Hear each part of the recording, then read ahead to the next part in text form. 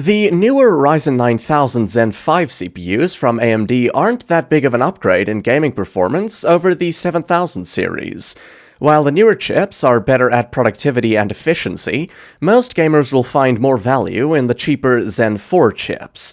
This is exactly why the Ryzen 5 7600X is such a good choice for a gaming PC that's focused on performance and value. This chip is efficient, features plenty of cores for gaming, and isn't bad at general productivity either.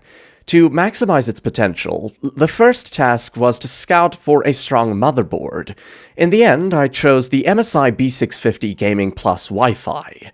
While the newer X870 and X870E motherboards are more impressive and feature extra PCIe 5.0 lanes, most people won't need them if they care about gaming and traditional usage. The MSI B650 Gaming Plus has everything you need: 2 PCIe Gen 4 M2 slots, 2 PCIe by 16 Gen 4 slots for the graphics card, Wi-Fi 6E, and Bluetooth 5.2. It lacks RGB lighting, but it makes up for it with the cheap price. Instead of flashy aesthetics, MSI focused more on the power design. This is something I really appreciate, as the 12+2+1 power phase design can handle any AM5 CPU out there.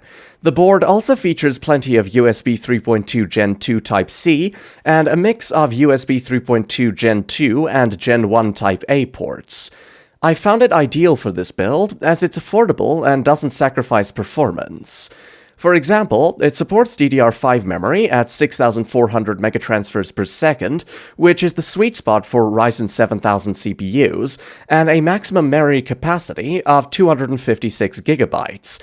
So, if you care about productivity, this board has the chops to handle it. Since I'm focusing more on value, I went for a simple 32GB DDR5 kit. I opted for the G.Skill Flare X5 32GB kit that clocks at 6000 megatransfers per second with a 30 CAS latency. It's not quite 6400 megatransfers per second, but it does overclock well and has a low profile. Plus, it's cheaper than a lot of other DDR5 kits that trade performance for RGB.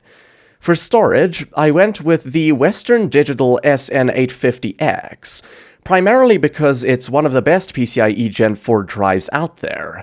It's consistent with its blazing fast read and write speeds, and you won't have to worry about storage with its 2TB capacity. Most importantly, it features 2GB of DDR4 cache memory, meaning it won't suffer from speed drops in random reads and writes. As for the cooler, I went with the Corsair iCUE H100X RGB Elite, as it's a good mix of aesthetics and performance. It's a 240mm AIO with two 120mm A RGB fans, and it's one of the quietest CPU coolers out there. This is one of the main reasons why I chose this one, as it never gets loud and provides ample cooling performance for the 7600X. Installation is easy, and the adjustable RGB effects are a great addition that adds some flair. For the graphics card, it was a bit of a tough choice. For a mid-range build, there are two great options: the NVIDIA RTX 4060 Ti and the AMD Radeon RX 7700 XT. NVIDIA's 4060 Ti excels in ray tracing and benefits from features like DLSS and NVENC. On the other hand, the RX 7700 XT has better rasterization performance. Ultimately, I decided to go with the 4060 Ti.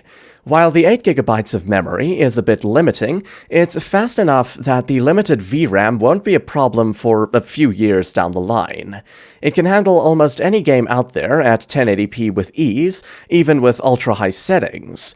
For 1440p, you can expect high refresh rate gaming in competitive titles like Fortnite or CS2, with a mix of high and medium settings. Best of all, if a game does suffer from optimization, DLSS 3.5 is there to save the day. As for the specific variant, I chose the MSI VENTUS 3X OC edition. It's a triple fan card, meaning it has a beefy cooler and a robust design. It features a metal backplate, MSI's Torx fans, and a clean industrial design. The The price is quite decent for a triple fan 4060 Ti, and there's not much more you could ask for. An important thing to note here is that this entire configuration is very power efficient. The 7600X only draws around 100 watts while gaming, and the 4060 Ti draws 150 watts on average while gaming at 1080p. As such, a 650 watt power supply is more than enough, and that's why I chose the Corsair RM650. This PSU is quiet, robust, and it's 80+ gold certified. It's a fully modular power supply that has little to no coil whine, and it's quite affordable.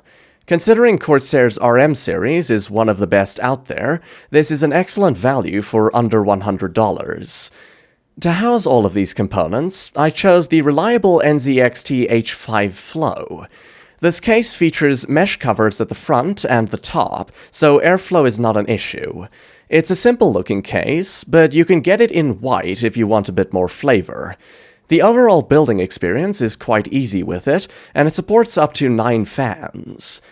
Putting all of those components together, we have a very strong PC that's just under $1,300. It's worth noting that you can save even more money by going with a 1TB drive and an air cooler instead of the AIO. However, I wanted this build to be well-rounded from the get-go, which is why I chose these parts specifically. It's a great all-around build, and it's not too heavy on the wallet.